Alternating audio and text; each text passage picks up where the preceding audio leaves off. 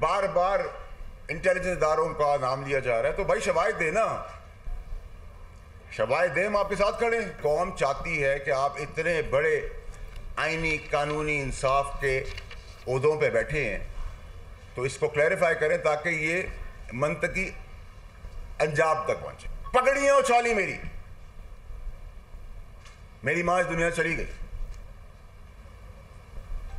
अब पाकिस्तान में कोई पगड़ी उछालेगा तो पगड़ी का फुटबॉल, हम उनकी पगड़ियों का फुटबॉल बनाएंगे। Enough is enough. अगर ये फौज नहीं होगी तो पाकिस्तान भी नहीं बचेगा।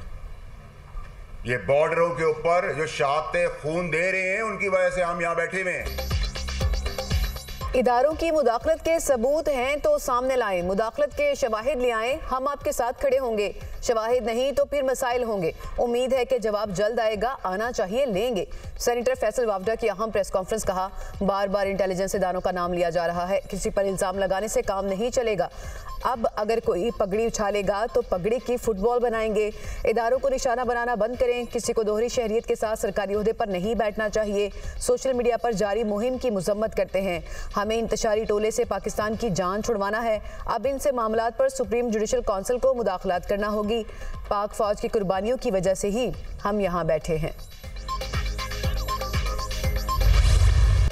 आइंदा बजट में ताजर दोस्त ऐप में शामिल ना होने वालों के खिलाफ कार्रवाई का फैसला। ऐप में शामिल ना होने वालों को नोटिस भेजेंगे। ताजर दोस्त ऐप ना लेने वाले गैर रजिस्टर्ड कारोबार पर 10,000 रुपये जुर्माना आयद होगा। आइंदा बजट में नॉन फाइलर्स के बैंक से कैश निकालने पर टैक्स की शरह 0.9% करने की तजवीज़।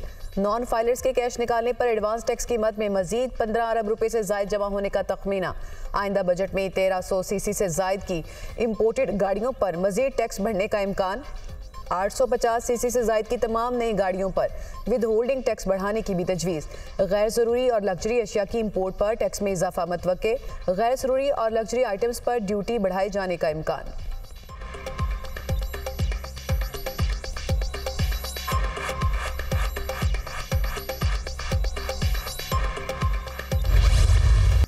महंगाई से परेशान बिजली सार्फिन पर मजीद बोझ डालने की तैयारी मुकम्मल। आइंदा माली साल में सार्फिन पर 347 अरब रुपए का बोझ डालने की तजवीज़। कैपेसिटी चार्जेस के नाम पर 17 रुपये 42 पैसे फी यूनिट तक वसूल करने की भी तजवीज़। फ्यूल कास्ट कीमत में 9 रुपये 34 पैसे फी यूनिट मुतय्यन करने की दरख्वास्त। बिजली के निर्खों में 3 रुपये 48 पैसे फी यूनिट माहाना ऑपरेटर फीस शामिल करने की तजवीज़। बिजली कंपनियां टैक्सेस शामिल करके सार्फिन को बिजली फरोख्त करेंगी।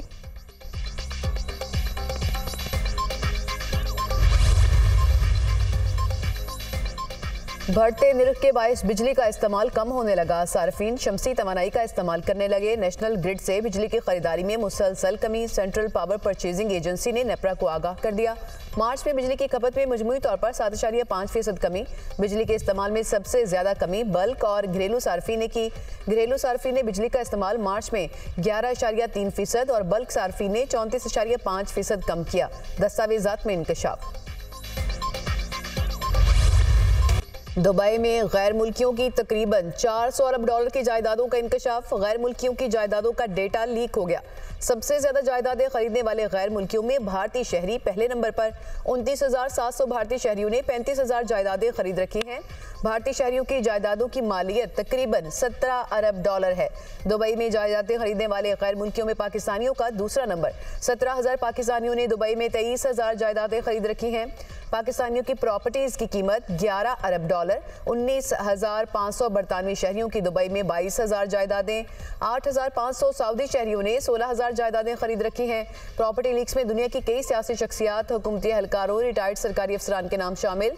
एक पुलिस चीफ, एक सिफारतकार का नाम भी शामिल। दुबई में जायदादों का डेटा वाशिंगटन में कायम NGO ने हासिल किया। जायदादों का data organised crime and corruption reporting project नामी तंजीम ने भी शेयर किया।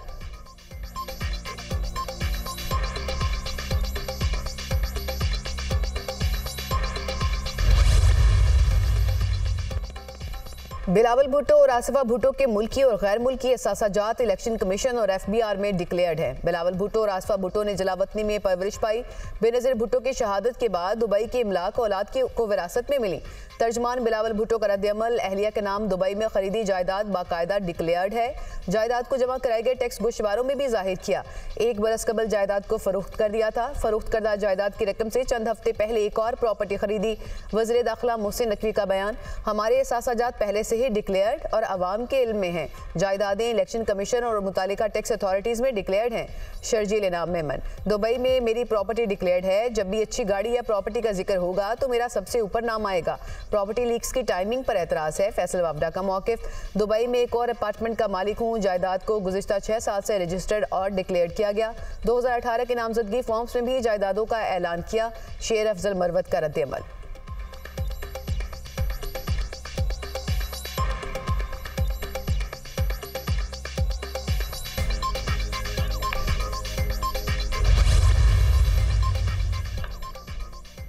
पैनामा लीक्स का क्या हुआ? जो प्रॉपर्टी लीक्स का रोला पड़ गया। नवाज शरीफ का पैनामा से कोई ताल्लुक नहीं था, उन्हें टारगेट किया गया। अब प्रॉपर्टी लीक्स में क्या नया इंकशाफ हुआ? वज़ीर दिफा ख्वाजा आसिफ का ट्वीट कहा, परवेज़ मुशर्रफ, शौकत अजीज़, फैसल वाबडा और बहुत से नाम पहले भी थे। ये नाम पहले भी थे और इनकारी भी नहीं थे। वारदात का क्या हुई कोई बताए?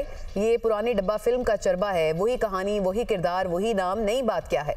लगता है कि असल वारदातियों से तवज्जो हटाने का मंसूबा है। इसकी फंडिंग भी वही वारदातिये कर रहे हैं।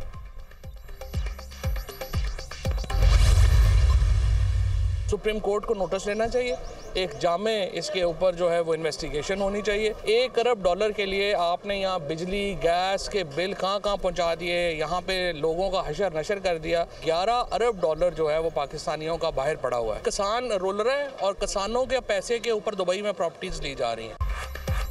दुबई लीक्स की तहकीकात होनी चाहिए। पाकिस्तानियों के $11 अरब बाहर पड़े हैं। यहाँ $1 अरब के लिए बिजली और गैस के बिल कहाँ पहुँचा दिए?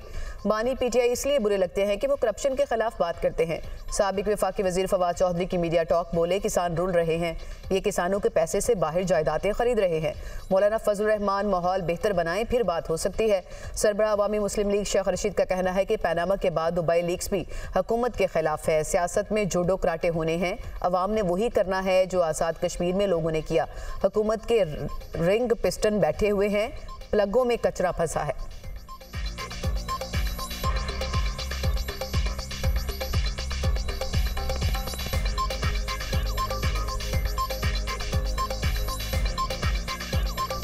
पनामा लीक्स के पास दुबई लीक्स आई है। ये हुकूमती लीक है। इस हुकूमत के ही रिंग पिस्टन बैठे हुए हैं, इसके प्लगों में कचरा फंसा हुआ है और इसका इंजन धुआं दे रहा है। मैं कह चुका हूँ कि 30 जून से पहले सियासत में बहुत बड़ा जोड़ो कराटे और बैंकॉक के शोले और बगदाद की रातें होनी है।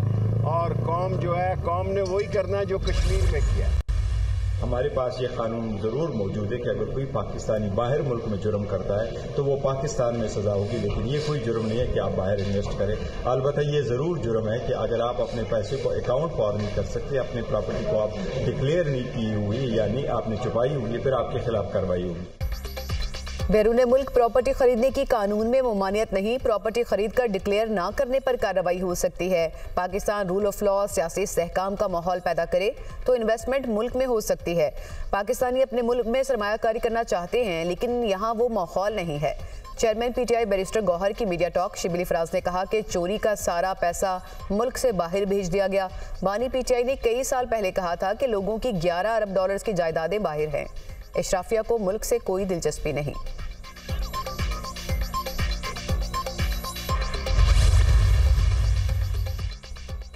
अमीर जमात इस्लामी हाफिज नईमुर रहमान का कहना है कि हुक्मरानी यहाँ, सरमायाकारी वहाँ, ये नहीं चलेगा। पहले पैनामा लीक्स, फिर पेंडोरा पेपर्स और अब दुबई प्रॉपर्टी लीक्स। कौम को जवाब चाहिए। क्या हुक्मरान तबका बताना पसंद करेगा कि उनके पास ये रकम कहाँ से आई? ये रकम किन जराए से पाकिस्तान से दुबई मुंतकिल हुई? क्या ये तमाम जायदादें FBR, इलेक्शन कमीशन और स्टेट बैंक में डिक्लेयर्ड हैं? मेयर कराची मुर्तज़ा वहाब कहते हैं कि जिन लोगों ने लॉन्ड्रिंग करके जायदादें बनाई वो गलत हैं। अगर कोई शख्स चोरी चकारी करके पैसे बाहर लेकर गया तो उसके खिलाफ कार्रवाई होनी चाहिए। जिन लोगों ने टैक्स अदा करके अपने गोशवारों में सब जाहिर किया वो सजा के मुस्तहिक नहीं।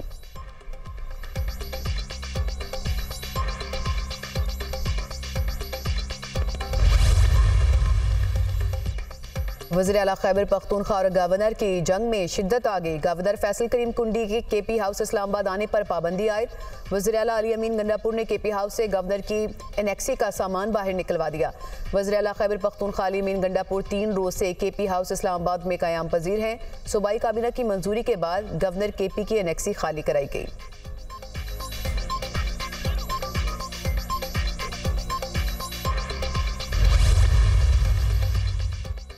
मशीर खैबर पख्तूनख्वा बैरिस्टर सैफ का कहना है कि खैबर पख्तूनख्वा हाउस में गवर्नर के लिए मुख्तस ब्लॉक ख़त्म कर दिया। फैसला खैबर पख्तूनख्वा काबीना के गुज़िश्ता इजलास में हुआ।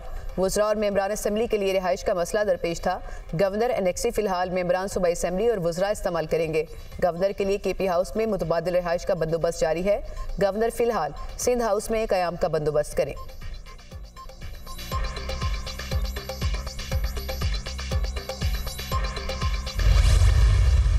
मैं किसी लफ्ज़ी जंग में, किसी सियासी जंग में नहीं पड़ूंगा। हम सूबे के मरकज़ और सूबे के दरमियान तलख़ियाँ पैदा नहीं करेंगे जिससे हमारे सूबे की आवाम सफ़र करे। गवर्नर हाउस कभी किसी के खिलाफ साजिश का गढ़ नहीं बनेगा। मैंने कल भी अपने CM साहब को दावत दी है कि आए मेरे साथ खाना खाएँ या वो खर्च कर ले, मुझे बुला ले, मैं उनके पास खाने के लिए तैयार हूँ जाने के लिए। कोई किसी पर पाबंदी आयद नहीं कर सकता। सियासी जंग में कभी नहीं पड़ूंगा। सूबे और मरकज के दरमियान तलखियां पैदा नहीं करेंगे। गवर्नर हाउस से कभी कोई साजिश नहीं हुई। सियासत अलग, लेकिन सूबे का मुकदमा वफाक के साथ लड़ूंगा। गवर्नर खैबर पख्तूनख्वा फैसल करीम कुंडी की गुफ्तगू। वज़ीर आला केपी अली अमीन गंडापुर को गवर्नर हाउस आने की दावत।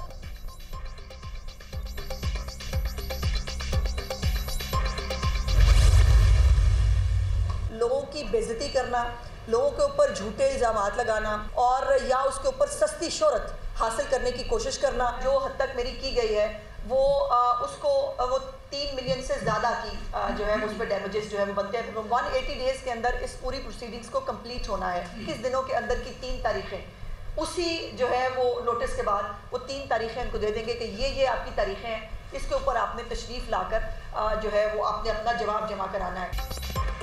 हत्या की इज्जत साबित होने पर 30 लाख रुपए जुर्माना होगा। हत्या की इज्जत कानून लाने पर सब मुत्तफिक हैं। मुतासरा शहरी ट्राइब्यूनल के जरिए केस कर सकेगा। 21 दिन में 3 पेशियां होंगी। इन तारीखों में जवाब जमा कराना होगा। 180 दिनों में हत्या की इज्जत के केस को मुकम्मल करना होगा। जिस शख्स पर इल्जाम लगेगा ट्राइब्यूनल जज उसे 21 दिन की मोहलत देगा। सूबाई वज़ीर अस्मा बुखारी की प्रेस कॉन्फ्रेंस। कहा, बेबुनियाद इल्जामात का सिलसिला बंद होना चाहिए। हमारे यहाँ हत्या की इज्जत नोटिस की परवाह नहीं की जाती। लोगों की पगड़ियाँ उछाल कर सस्ती शोहरत हासिल करने की कोशिश की जाती है। हत्या की इज्जत कानून सिर्फ सियासतदानों के लिए नहीं, आम शहरियों के लिए भी है। हत्या की इज्जत केस को सियासी तौर पर इस्तेमाल नहीं करना चाहते।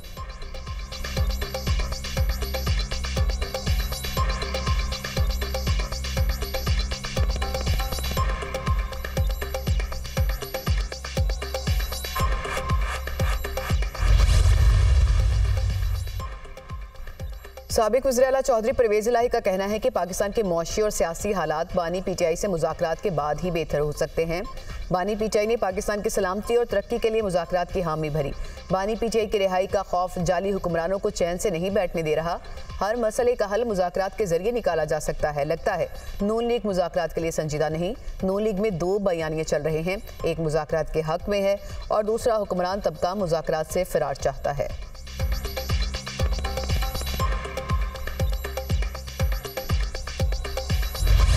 पाकिस्तान स्टॉक मार्केट में नई तारीख रकम। मुल्की तारीख में स्टॉक मार्केट ने 75,000 पॉइंट्स की सतह अबूर कर ली। ट्रेडिंग के दौरान 100 इंडेक्स में 528 पॉइंट्स का इजाफा देखा गया। स्टॉक मार्केट 74,525 पॉइंट्स पर ट्रेड।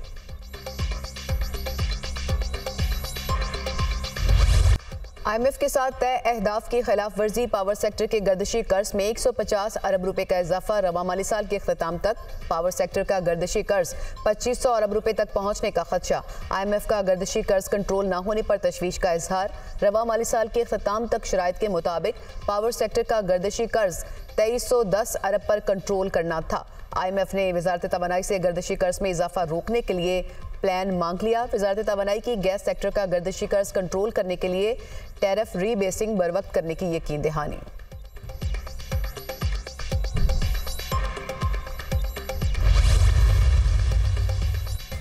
पाकिस्तान के अखराजात उधार पर चल रहे हैं। मुल्क की निस्फ आबादी बिजली के बिल अदा नहीं करती। हुकूमत की आमदनी 7,000 अरब और कर्जों की वापसी 8,000 अरब रुपए है। हमें 1,000 अरब कर्ज लेना पड़ता है। वफाकी वज़ीर एहसन इकबाल का पाकिस्तान डेवलपमेंट समिट से खिताब। कहा, अमन के बगैर किसी मुल्क में तरक्की नहीं हो सकती। सियासी इस्तेहकाम के बगैर कोई पॉलिसी कामयाब नहीं हो सकती। भारतीय वज़ीर आज़म अपनी इंतखाबी मुहिम में हमें जुगते मार रहा है। इक्तिसादी तरक्की में हमसाया मुल्क को पीछे छोड़ना है।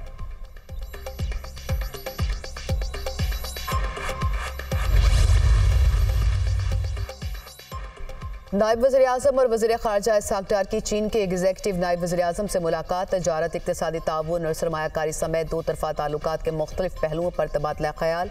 गुजरात बॉर्डर क्रॉसिंग के जरिए राबते और वीज़े के आसान निज़ाम पर भी बातचीत।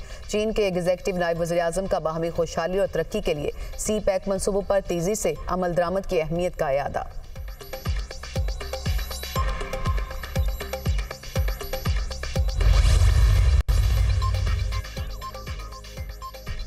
पाक फौज का फतह 2 गाइडेड रॉकेट सिस्टम का कामयाब तजुर्बा। ISPR के मुताबिक फतह 2 गाइडेड रॉकेट सिस्टम 400 किलोमीटर तक हदफ को निशाना बनाने की सलाहियत रखता है। फतह 2 में दुरुस्तगी से अहदाफ को निशाना बनाने और किसी भी मिसाइल दिफाई निज़ाम को शिकस्त देने की सलाहियत है। वज़ीर आला पंजाब मरीम नवाज के ज़िले सदारत स्कूल एजुकेशन रिफॉर्म से मुतालिक ख़ुसूसी इजलास। वज़ीर आला ने एजुकेशन रिफॉर्म्स के 5 साला प्लान का माहाना शेड्यूल तलब कर लिया है। प्राइमरी स्कूल हेड्स को 32,298 कंप्यूटर टैब देने की मंजूरी। सरकारी स्कूलों के 3 लाख बच्चों को गूगल सर्टिफिकेशन के लिए मुआहदे की असूली मंजूरी। मरीम नवाज ने कहा कि सरकारी स्कूलों में क्वालिटी ऑफ एजुकेशन को हर सूरत बेहतर करना होगा।